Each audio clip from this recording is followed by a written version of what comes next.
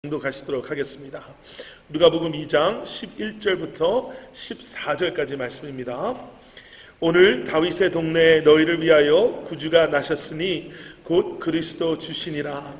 너희가 가서 강보에 쌓여 구유에 뉘어 있는 아기를 보리니 이것이 너희에게 표적이니라 하더니 홀연히 수많은 천군이 그 천사와 함께 하나님을 찬송하여 이르되 지극히 높은 곳에서는 하나님께 영광이요 땅에서는 하나님이 기뻐하신 사람들 중에 평화로다 하니라. 아멘. 아멘. 아멘. 지난주에 한국에서는요 몇 가지 굉장히 가슴 아픈 그러한 뉴스들이 있었습니다. 그 중에 하나가요 한국의 아이돌 밴드라고 하죠. 그런 아이돌 밴드에서 가수로 오랫동안 활동해 오던 한 가수가 많이 힘들어 하다가 스스로 목숨을 끊어버리는 그러한 일이 있었습니다.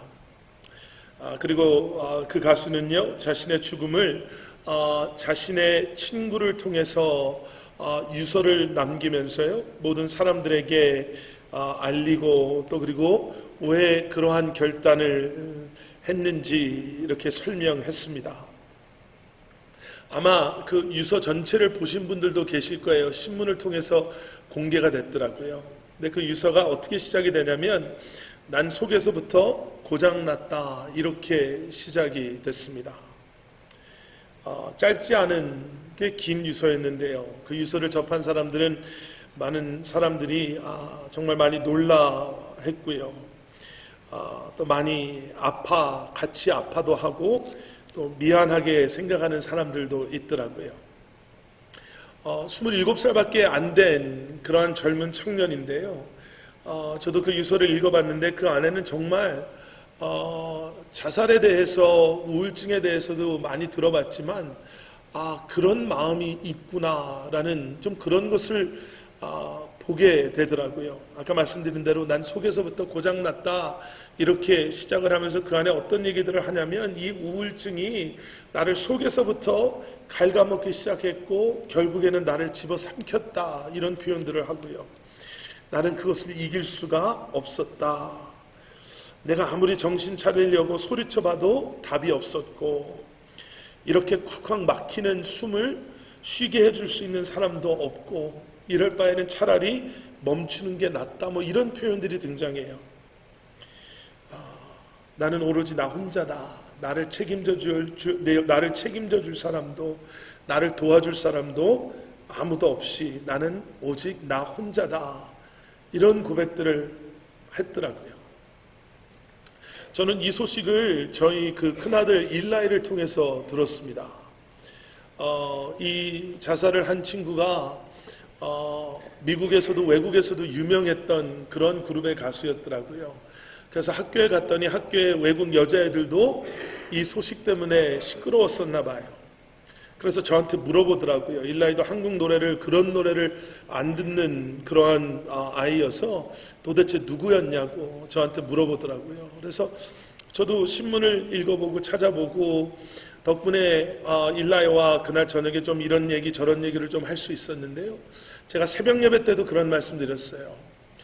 저는 제가 27살 때 결혼을 했거든요.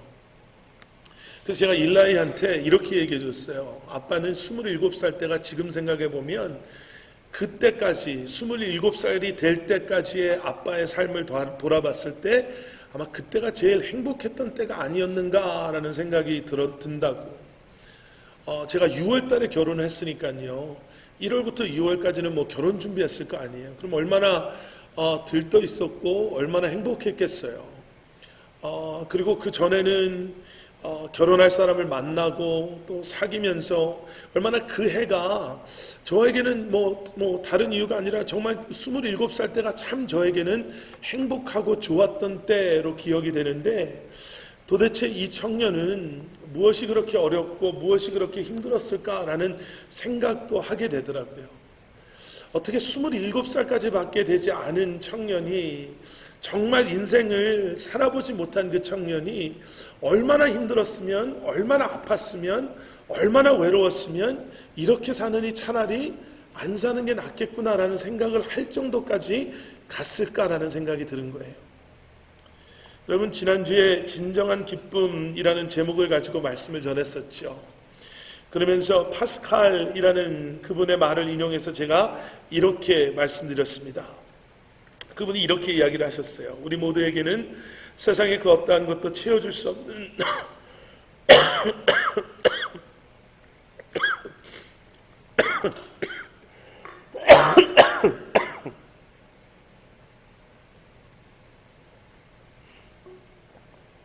죄송합니다.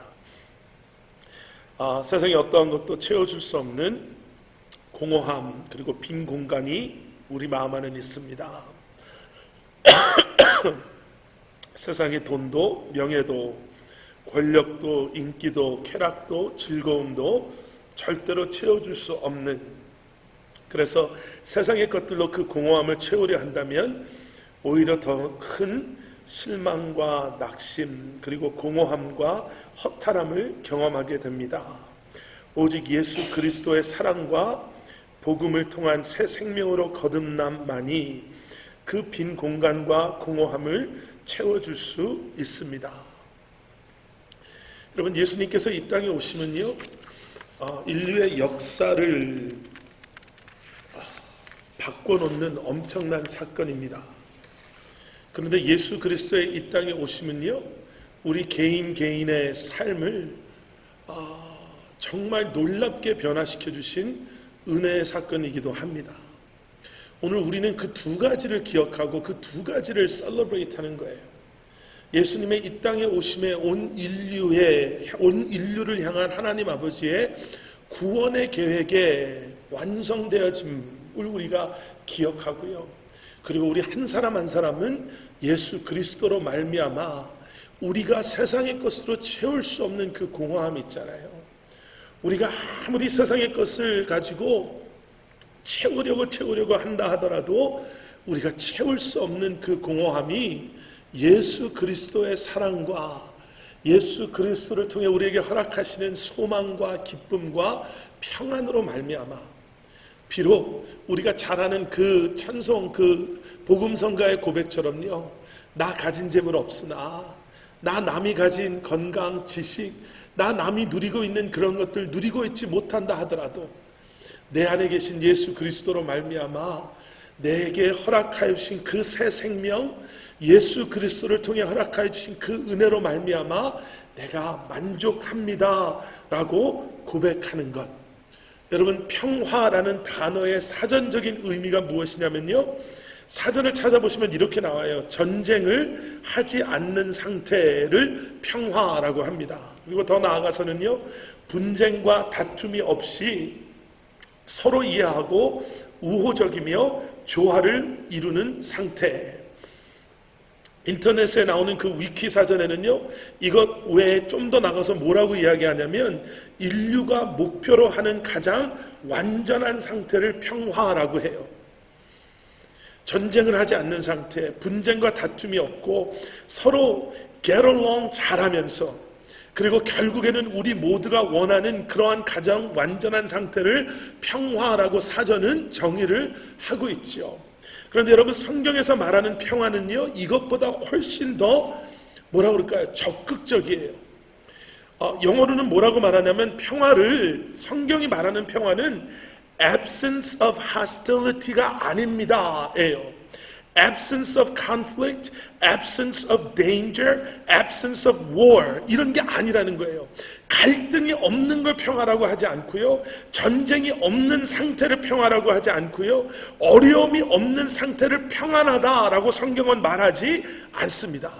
불편함이 없어서 편하다라는 1차원적인 생각이 아니라요, 위험함이 없어서 안전하다라는 그러한 생각이 아니라, 불편함이 있고 위험한 상황에 처해 있다 하더라도, 어려운 환경 속에 있다 하더라도 최소한 내 마음만큼은 염려도 걱정도 불안함도 두려움도 없다고 고백할 수 있는 그러한 고백함, 그러한 고백을 평화라고 하는 거예요.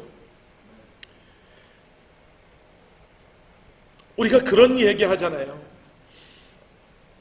우리가 조금만 더 안정되면 편안할 것 같고, 우리가 노후 대책을 잘 세워놓고 우리가 그때까지만 은퇴만 잘하면, 은퇴했을 때 우리가 모아놓은 돈만 많이 있으면 그 다음부터는 좀 편안하게 내가 여생을 보낼 수 있을 것 같고, 우리가 조금만 더 돈을 잘 벌고 조금만 더 건강하고 우리가 조금만 덜 걱정할 일들이 있고 염려할 일들이 있으면, 그래서 우리가 그런 얘기 하잖아요.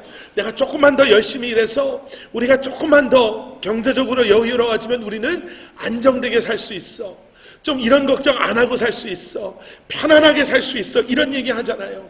그런데 성경에서는요, 절대로 내가 무언가를, 아니면 무엇인가가 없어서, 내가 걱정할 거리들이 없어서, 내가 넉넉함이 있어서 뭐 이런 걸 가지고 평안이라고 하지 않고, 우리로 하여금 누구도 가져갈 수 없는 진정한 평안이, 그 평화가 우리 안에 있을 때, 우리가 결론적으로 말씀드리면 이러한 예수 그리스도의 평화를 누리는 삶을 살 때 우리가 무엇을 가지고 있지 않고를 떠나서, 지난주에도 그런 말씀 드렸잖아요.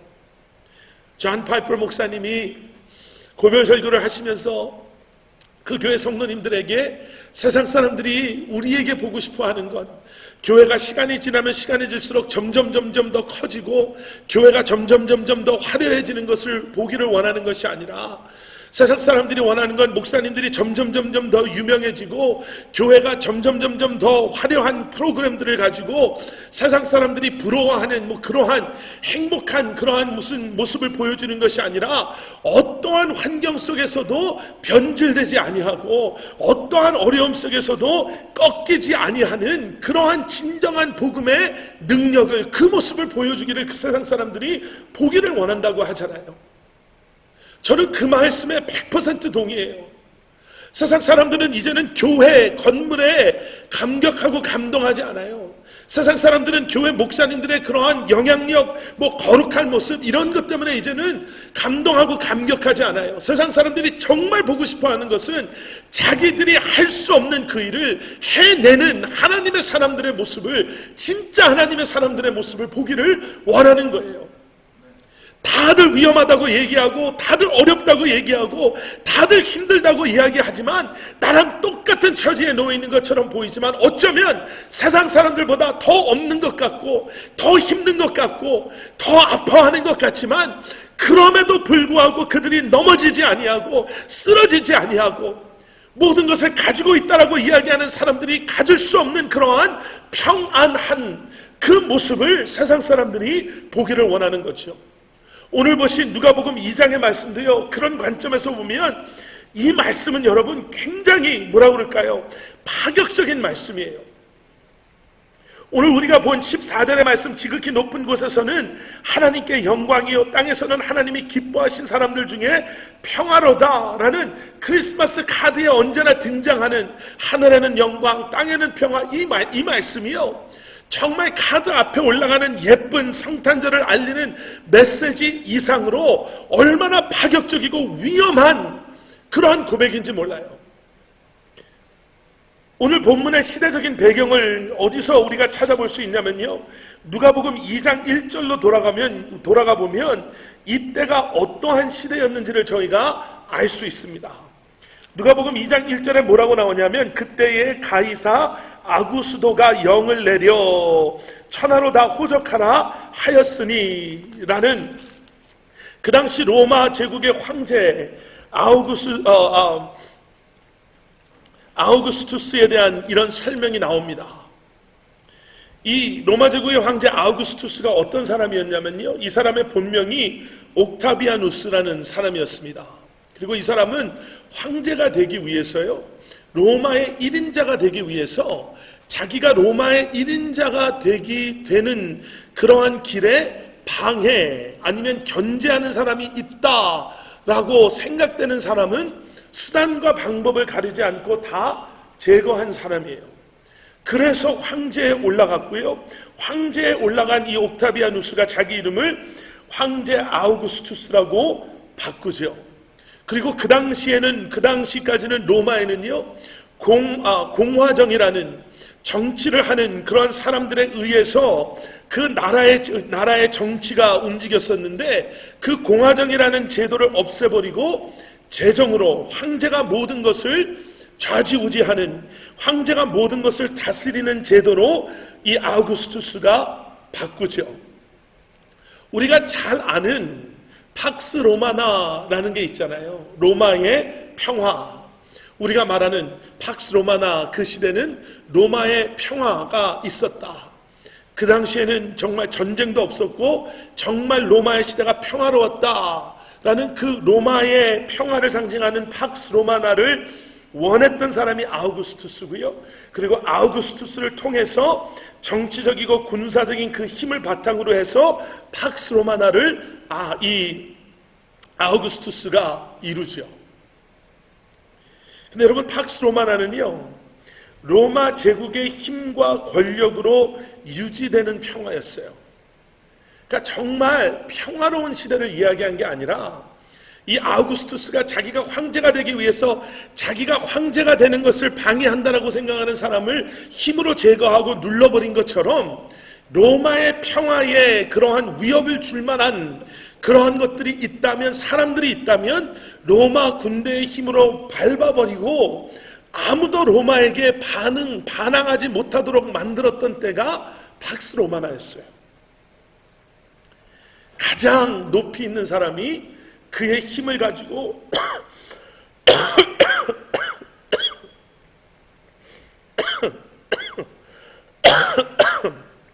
힘이 없는 사람을 억누름으로 말미암아, 아까 사전적인 정의에 나오는 갈등과 충돌이 없는 상태, 그렇게 돼서 유지되었던 로마 제국 안의 평화, 그것을 말했던 게 팍스 로마나였습니다. 근데 지금 누가는요, 그러한 로마의 평화와 완전히 반대되는 하나님의 평화, 진정한 평화에 대해서 이야기하고 있는 거죠. 오늘 뒤에는 없는데요, 어제 우리 한글학교 발표회를 할 때 우리 뒤에 배너를 하나 올려주신 게 있었어요. 근데 그 배너에 이런 말구유, 마구간 같은 그 그림 안에 어떤 글이 있었냐면, 가장 크신 분이 가장 낮은 곳으로 오셨습니다, 이런 글이 있었어요. 세상의 평화는요, 가장 힘 있는 자가 되어서 자기가 원하는 것을 위해서 힘 없는 자를 이렇게 뭐라 그럴까요? 억누를 때에 그 평화가 존재했다라면, 누가복음 2장에서 말씀하시는 평화는요, 가장 크신 분이 가장 낮은 곳에 오셔서 우리를 위해서, 그리고 온 인류를 위해서 우리에게 허락하여 주신 진정한 평화가 오늘 보신 누가복음 2장 14절에 등장하는 평화인 것을 우리가 기억해야 될 줄 믿습니다. 우리가 이 평화를 알기 위해서요, 오늘 우리가 읽은 말씀 안에 등장하는 평화에 대한 것, 중요한 것 두 가지를 저희가 기억해야 됩니다. 그 첫 번째는 무엇이냐면요, 14절 앞부분에 나오는 지극히 높은 곳에서는 하나님께 영광이요, 땅에서는 하나님이 기뻐하신 사람들 중에 평화로다 하는 이 말씀 앞에 나오는 하나님의 영광과 관련돼 있는 것입니다. 여러분, 진정한 평화는요, 하나님의 영광과 떼어놓을 수 없습니다. 성경은요, 그리고 우리가 믿는 우리 기독교의 신앙의 그 가장 근본되는 그런 메시지 중에 하나가, 여러분, 우리의 인간의 목적에 대해서 이렇게 이야기해요. 인간의 목적은 하나님께 영광을 돌리는 것입니다. 장로교에서 이렇게 중요하게 여기는 그 웨스트민스터 캐테키즘의 제일 첫 번째 질문이 그 질문이거든요. 인간의 근본되는 목적은 무엇입니까? 라는 질문의 대답을 하나님께 영광을 돌리는 것입니다 라고 해요. 인간의 존재 가치, 삶의 목적, 삶의 이유, 이러한 질문을 놓았을 때 여러분 성경도 우리에게 말씀하시는 것이 무엇이냐면 하나님께 영광을 돌리기 위한 것입니다 라고 이야기를 해요. 그래서 이것이 인간의 근본된 목적이기 때문에요, 여러분 교회를 다니고 안 다니고를 떠나서요, 예수님을 영접한 구원받은 하나님의 사람, 그렇지 않은 것을 떠나서요, 모든 인간에게는 이 목적이 우리 안에 완성되어지지 않으면요, 하나님의 영광을 돌리는 그 삶을 우리가 살지 못한다면요, 우리가 무엇을 하든지 간에 그 안에 남아있는 공허함은 세상의 것으로 채워질 수가 없는 거예요. 그러니까 교회를 안 다니는 사람도 그렇게 돈을 벌고 그렇게 세상에서 출세를 하고 그렇게 세상에서 잘 살았다라고 하는 사람들도 그들의 인생 속에서 무엇을 해봐도 만족할 수 없는, 내가 이것을 해봐도 저것을 해봐도 내가 이만큼을 누려봐도 더 많은 것을 원하고 더 많은 것을 바라고 그것을 쫓아가는 삶을 살 수밖에 없는 이유가, 여러분 우리 안에는요, 이러한 근본적인 하나님께서 우리에게 허락하신 인간된 하나님의 형상으로 지음받은 우리의 근본적인 삶의 목적이 우리 안에 완성되어지지 않으면요, 여러분 이 땅에서 우리의 삶은 절대로 만족할 수 없는 삶인 것을 우리가 기억해야 될 줄 믿습니다. 제가 우리 유스 아이들한테 이 설교를 만약에 해야 된다면요, 저는 이런 얘기할 것 같아요. 그래서 하나님의 영광과는 상관없는 삶을 살면서, 내가 원하는 삶을 살면서, 내가 하고 싶은 거 하면서 하나님의 계획과 하나님의 나를 향한 그런 목적과는 전혀 상관없는 삶을 살면서 하나님 앞에, 하나님 왜 이렇게 내 삶 안에는 만족함이 없습니까? 왜 이렇게 내 삶은 힘듭니까? 평안이 없습니까? 기쁨이 없습니까? 라고 하는 그 고백은 얼마나, 오늘 보신 말씀을 통해서 보면요, 얼마나 어리석은 건지 모릅니다. 아까 말씀드린 것대로 하나님이 나의 창조도 되시고 나의 생명의 주인 되시고 내 삶의 주인 되시는 그러한 하나님이신 것을 고백하고 예수 그리스도로 말미암아 이제는 내가 새 생명 얻었다 함이라 고백할 수 있는 우리라면, 여러분 이제는요, 우리의 삶이 정말 하나님께서 무엇을 원하시고 무엇 때문에 나에게 이런 것을 허락하시고 내 삶의 목적이 무엇인가 라는 것을 우리가 깨달아 알고, 그리고 그러한 부르심에 순종하며 나아가는 삶을 살아갈 수 있어야 되는 줄 믿습니다. 하나님의 영광, 그리고 땅에는 하나님의 기뻐하는 사람들 중에 평화로다라고 하는 그 고백 안에서 우리에게 진정한 평화는 우리가 하나님 앞에 영광을 돌리는 그러한 삶을 살아갈 때 우리에게 허락하시는 은혜요 축복임을 기억하실 수 있어야 합니다. 우리가 가끔 그런 얘기 하잖아요. 선교사님들 얘기 듣고, 아니면은 정말 어려운 때를 지나가고 어쩌면 순교하신 분들의 그러한 간증들을 우리가 읽어보고 들어볼 때 우리가 이해 못하는 그런 부분들이 있잖아요. 어떻게 저렇게 어려운 상황 속에서도, 어떻게 저렇게 힘든 상황 속에서도 이제 며칠 안 있으면 고문받고 죽음 앞에 있는 그런 분들이 어떻게 두려워하지 아니하고, 어떻게 불안해하지 아니하고, 어떻게 저렇게 염려하지 아니하고 걱정하지 아니하고 살아갈 수 있을까?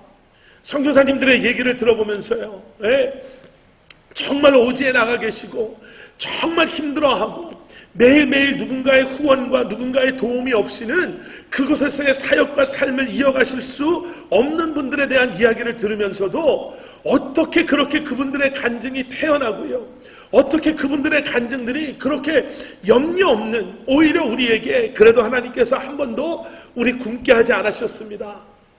굶더라도 하나님께서 그것을 통해서 더 큰 은혜를 누리게 하셨습니다. 이런 고백 들을 때 얼마나 우리가 이해하기 힘들고 정말 얼마나 그런 분들의 그런 간증들이 놀라워요.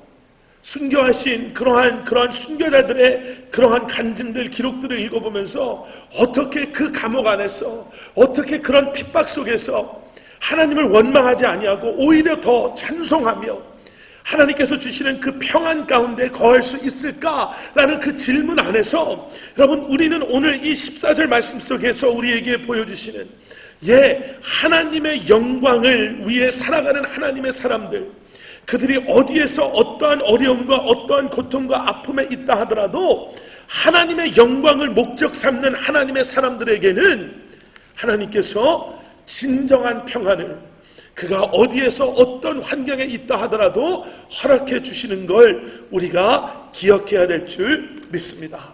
두 번째는요, 이 평화가요 모두에게 주시는 평화다라고 기록되어져 있지 않다라는 거예요. 14절 뒷부분에 보니까 땅에서는 하나님이 기뻐하신 사람들 중에 평화로다라는 말씀이 있어요. 이 진정한 평화를 누리기 위해서는요, 여러분, 우리가 하나님이 기뻐하시는 사람들이 되어야 될 줄 믿습니다. 하나님이 기뻐하는 사람들이 누굽니까?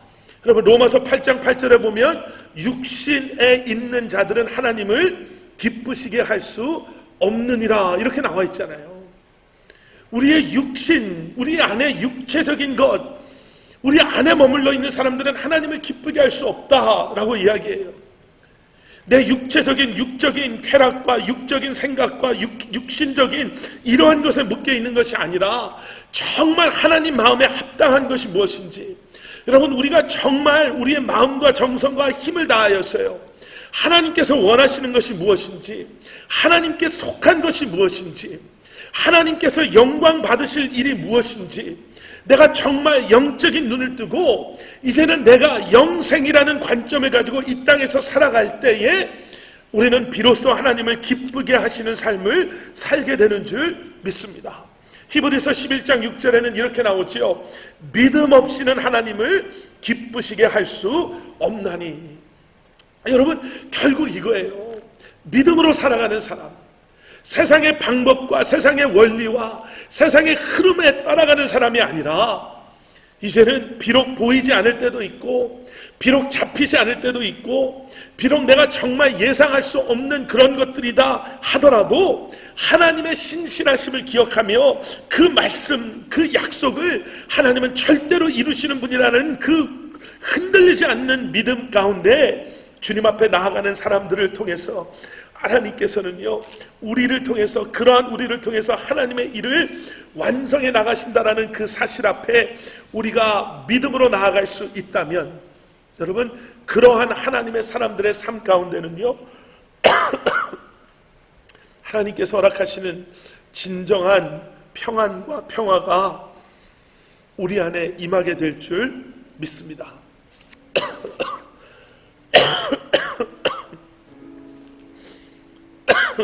여러분, 한 번씩은 다 읽어보신 그런 책인 것 같은데요, 파랑새라는 책이 있습니다.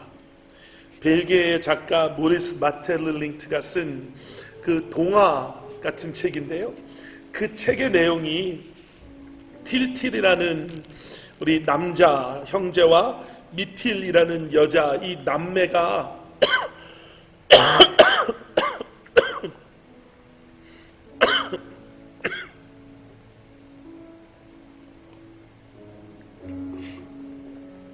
꿈속에서 이 추억의 나라, 미래의 나라를 돌아다니면서 파랑새를 찾아다니는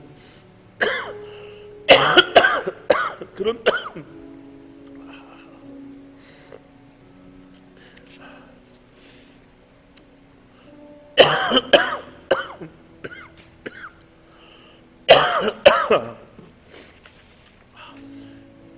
그런 내용의 동화입니다. 근데 그 작가가 말하려는 게 있죠. 그 파랑새가 행복을 상징하잖아요. 결국은 그 꿈 안에서 추억으로도 돌아가 보고 미래로도 가봤는데 찾지 못했던 그 파랑새가 어디에 있었냐면 자신들이 가지고 있던 그 새장 안에 파랑새가 있었다는 걸 깨닫죠.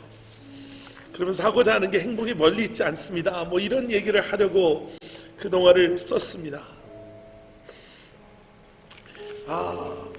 오늘 이 말씀을 준비하면서요, 그런 생각이 들었습니다. 여러분, 예수님을 우리가 구주로 영접했다라는 그 사실은요, 엄청난 사건이고 엄청난 은혜예요. 그냥 나 죽으면 천국 간다 그 정도의 수준이 아니고요. 우리가 지금 이야기했던 것처럼 여러분, 이미 우리와 함께 하시는 주님을 통해서 약속하신 소망, 기쁨, 사랑, 그 평화가 우리 안에 이미 임하였음을 기억하실 수 있는 여러분들 되시기를 주님의 이름으로 간절히 축원합니다. 예수님의 이 땅에 오셨음의 사건은요, 이건 엄청나고 놀라운 사건이에요. 세상에서 채울 수 없는 공허했던 우리의 마음이, 우리가 우리의 힘으로 해결할 수 없었던 죄와 죽음에 대한 두려움과 불안함, 세상에서 우리가 느낄 수밖에 없는 아픔과 외로움과 쓸쓸함과 우리가 해결할 수 없는 그 모든 문제들이 여러분 해결됩니다 라는 메시지가 아니라, 우리가 주님 앞에 서는 날까지 그렇게 힘들게 어렵게 아프게 살 수도 있어요. 최소한 세상 사람들의 눈에만큼은요. 그러나 우리는 그럼에도 불구하고 정말 주님 주시는 참 평화가 내 안에 있습니다 라고 고백할 수 있는 이유가 예수 그리스도로 말미암은 것을 기억하시는 여러분들 되시기를 주님의 이름으로 축원합니다. 세상이 줄 수 없는, 세상에서 누릴 수 없는 그러한 진정한 평화와 평안과 기쁨과 그 은혜가 여러분들 삶 가운데, 가정 가운데 임하시기를 주님의 이름으로